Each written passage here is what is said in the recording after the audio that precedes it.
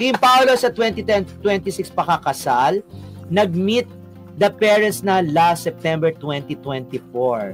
At sabi, tatapusin lang daw endorsement as single. Wow. True or habe or wale? Hindi natin nabasa yung mga comments. Oo nga Pagkatapos kasi nito, hindi ko masyado na ano. But anyway, sige. Okay.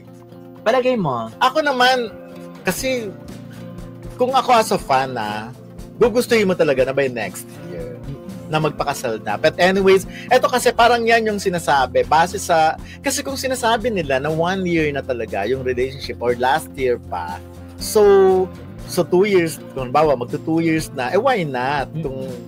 Kasi galing naman talaga si Kim sa mga long-term relationship, diba? So, saka yung mahaba ang ligawan. Yun nga, yung ganun katatagal 10 years, 7 years, 10 years. So, it's about time siguro kung sa tingin mo, anyway, like ko naman sinasabi, mature na naman itong relationship na ito. Mature na yung mga taong involved ito. Pero, yun lang, feeling nung nagkwento sa akin, by 2026, pwedeng magpakasal na yung pwede na magpakasal. Para ang yata si Kim, parang ang sabi lang tatapusin lang yung contract, yung mga endorsement na ang nakalagay doon ay single.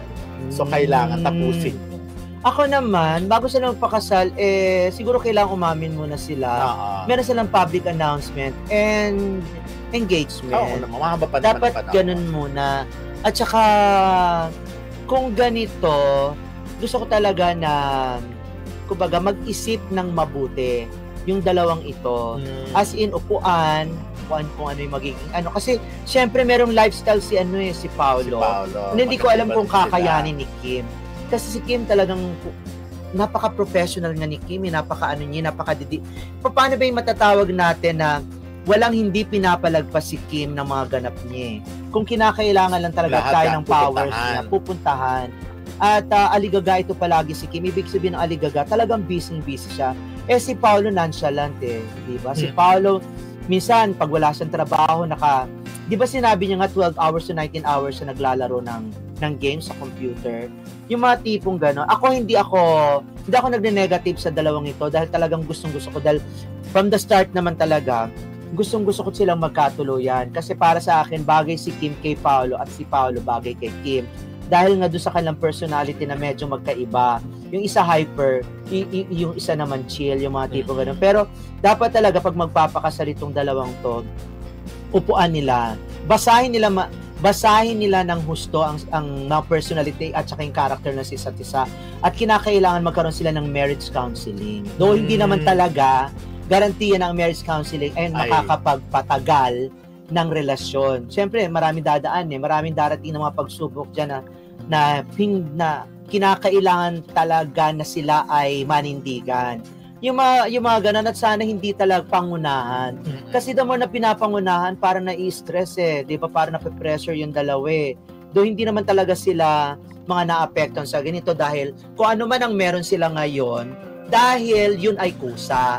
Dahil yun ay kusang naramdaman nila at nabasahan na nilang isa't isa kung ano ang mga ugali, karakter, personality. Pero sa akin kasi dapat pag-aralan, dapat mag-usap, kung kinakailangang hindi naman mag-lay cards on the table, yung ganito. Kaya lang, ang tanong ko sa'yo, hindi mo pwedeng parang mahal lang talaga, nakaramdam ng pagmamahal. Pwede naman mga gano'n. Lakers.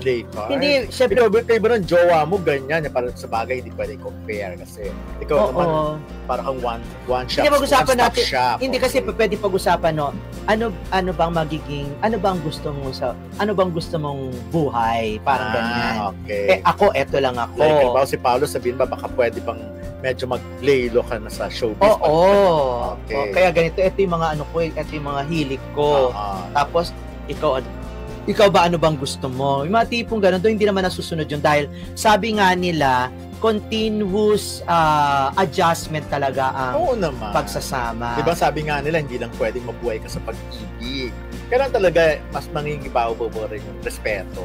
Ako nga. Kasi, tsaka yung everyday journey yan bilang magjowa kayo. Kailangan talagang araw-araw mo siyang aaraling mahalin. Kasi sabi nga, napanood ko nga interview ni Oyo Soto, di ba, sinabi niya na hindi naman niya araw-araw mahal si Christine Hermosa. Kasi may mga time na naiinis din siya. Pero araw-araw talaga niyang pinipiling mahalin ito. Oo nga. ko ako nga kung ako masusunod ha, Okay. mas gusto ko munang mag-live-in si Kim at saka si Paolo. Baka hindi naman pabor, baka hindi, Kung sa akin lang ha, pero parang hindi ganun si Kim eh, hindi siya papayag sa ganung setup. kung sa akin lang ha, para mas lalo lang maintindihan or mapag-aralan yung character nandun ka sa side na parang kailangan ma-experience na muna nila. Para pag nagustuhan nila, tuloy. Kasi iba kasi yung matagal mo na siyang kakilala, matagal mo na siyang nakakasama. Naku, marami kang matagal mo nang diba? nakikilala Hiniwalayan mo pa rin. Iba yung magkasama kayo sa bahay na 24 hours, na nakikita kung paano kayo magalit, kung paano kayo mainis.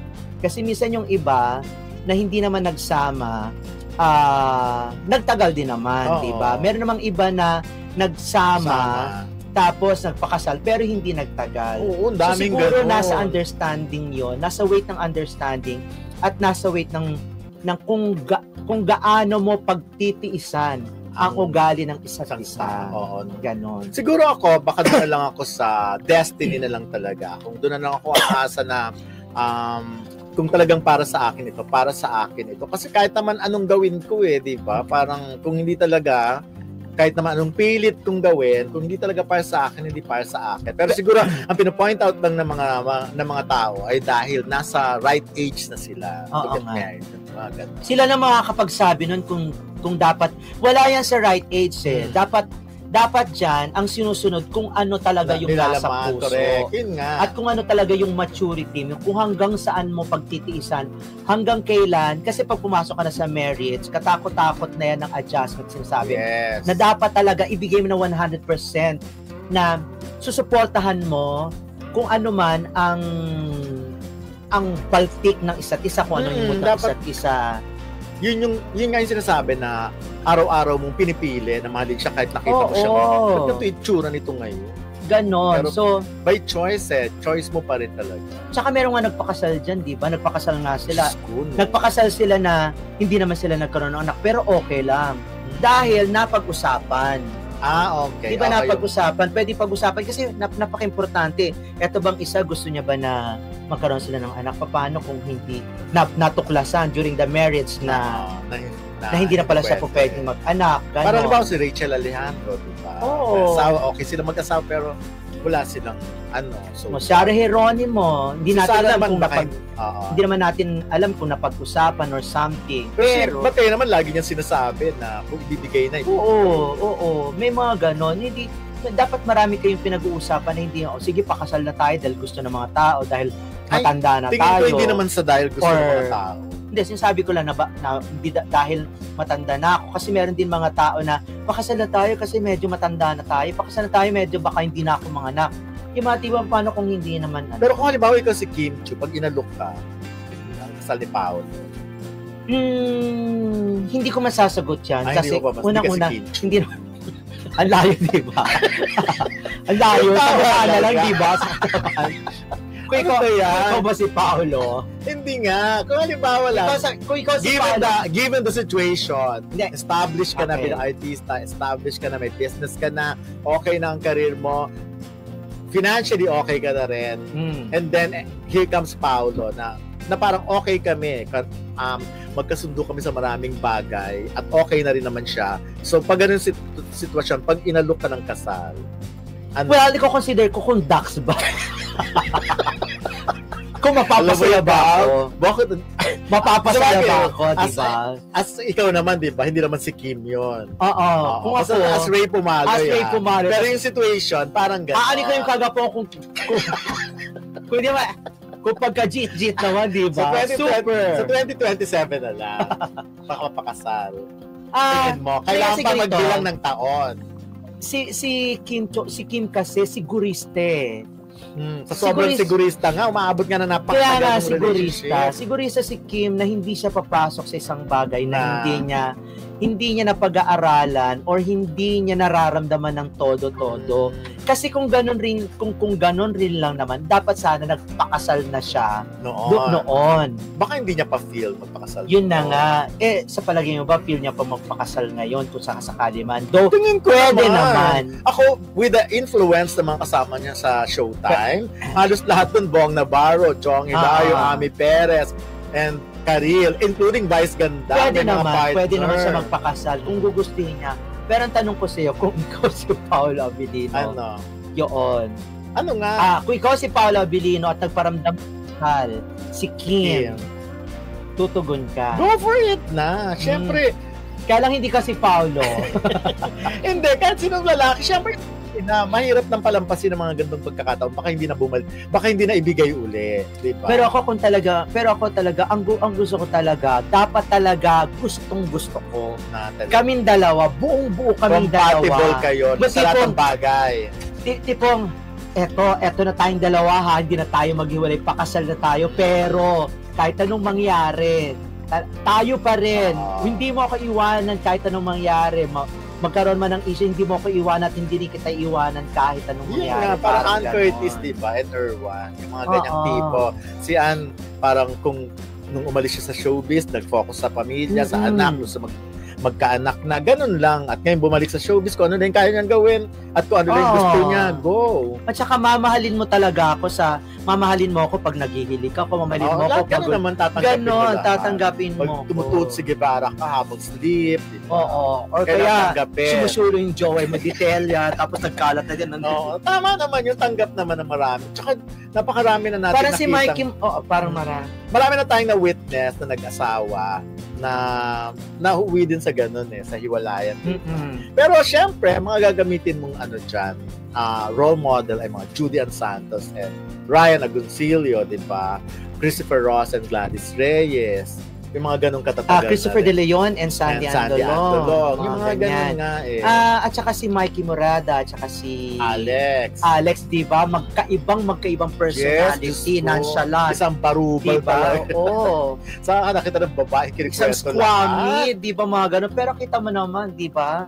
Nagkatagalan sila. Baka nga maging ganito rin si Paolo at saka si Kim. Mayan ding-dong ang pwede mong gamitin na hindi pinahaba ang girlfriend-boyfriend relationship. Hindi kasi parang nagparamdaman naman na si Maria na gusto niya na magpakasal. Kasi nasa tamang edad na. Di ba yun nga yung sinasabi ko, nung tumungtong na sila ng 31, 33, parang ito na ang tamang panahon para mag-asawa. So bakit ka naman tatagalin pa kung parehas nyo namang malang isa't isa at established na dumating kayo? na ka sa point na meron na rin namang naitatabi itong si Ding Dong. At dumating sa point na nakuha naman na ni Marian yung peak ng kanyang career. So ano pa bang dapat na So parang pwede na nga yun sila diba? Kim Chu at Paolo. So pwede na si Marian kasi diba sinakripisyo na rin naman yung kanyang karera para sa pag-raise ng pero family. nandyan pa rin siya, Marian Rivera pa rin siya. Marian Rivera pa rin. Hindi ba? So baka maging ganito rin si Kim pag sinabi ni Paolo na dito mo na. Mayora. Pwede bang dito ka muna, bigyan mo muna ako ng Junakis. Correct. Mga sabihin, ilan bang gusto mo? 12. Ano ba ito, isang Rian lang? Pwede bang dala-dalawa muna? Twins muna hanggang ma-reach natin yung 12. Hindi ako ganun. Pag siguro kung ako, ang lagi kong iisipin, Marian Ding Dong, Judy and Ryan. Ganun yung thinking ko para at least laging positive lang. Huwag kong isipin yung mga Carla Avellana and Tom Rodriguez kasi wala mangyayari talaga, di ba? At saka sana pag nagpakasal naman itong dalawang ito, huwag nyo na pag-usapan ng prenuptial agreement kasi wala yan. Wala yan, di ba? Oo. Ano wala yan? Ibig sabihin, hindi naman siguro sasagi sa isip nila. Pero kung ako naman, kung pag-uusapan, basta manggagaling sa lalaki, okay lang. Na hindi ibig sabihin, wag na pag-usapan, wag nang gawing intriga. Wag nang gawing intriga. Oo. Ngayon lang naman kasi nauso-uso yung mga prenup. Hindi, pero syempre, di ba parang for security. Tama naman yung gano'n. Nakakakilig talaga ang mga chika tungkol kina Kim Chu at Paolo Abilino matapos ang ilang buwan ng mga usap-usapan at kilig moment. May mga bagong development na tiyak ikakatuwa ng kanilang mga tagahanga. Sa isang exclusive na panayam noong April 2025, inamin ni Kim at Paolo na sila ay masaya sa isa't isa. Ayon kay Paolo, we enjoy each other's company. Habang si Kim naman ay nagsasabing, I think what matters is that we're happy. Bagamat hindi nila direktang inamin na sila ay magkasintahan, sapat na ito para magbigay ng kilig sa kanilang mga tagahanga. Ang tambalan ni Kim Chu at Paolo Abilino ay nagsimula sa seryeng Linlang na sinundan ng kanilang pelikulang My Love Will Make You Disappear na ipinapalabas noong March 2025. Sa mga press con at behind the scenes moment, kitang-kita ang kanilang mga sweet reaction tulad ng mga biro at tawanan na nagpapakita ng kanilang magandang samahan. Tungkol naman sa mga chika ng kanilang mga bakasyon, may mga nagsasabing nagpunta sila sa Thailand, Amantolo at kamakailan lang sa Bataan. Bagamat walang kumpirmasyon mula sa kanila, ang mga ito ay nagpapakita ng kanilang pagiging malapit at ang suporta ng kanilang mga tagahanga.